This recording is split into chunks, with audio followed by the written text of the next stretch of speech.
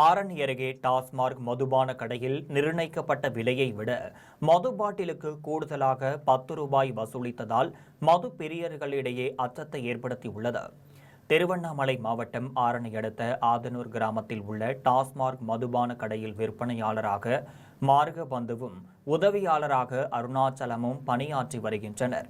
இந்நிலையில் டாஸ்மாக் மதுபான கடையில் மது பிரியர்கள் மது பாட்டில்களை வாங்கிய போது பாட்டிலுக்கு ரூபாய் கூடுதலாக கட்டாயப்படுத்தி வசூலித்த நிலையில் மது பாட்டிலுக்கு ஏன் கூடுதலாக ரூபாய் வசூலிக்கிறீர்கள் என கேட்டு மது பிரியர்கள் ரகளையில் ஈடுபட்டனர். அப்போது அப்படித்தான் கூடுதலாக வசூலிப்போம், உங்களால் முடிந்ததை பார்த்து கொள்ளுங்கள் என்று ஆணவமாகவும் அராஜகமாகவும் மது விற்பனையாளர்கள் மார்கபந்து பேசியது மது பிரியர்களிடையே அதிர்ச்சியை ஏற்படுத்தியுள்ளது.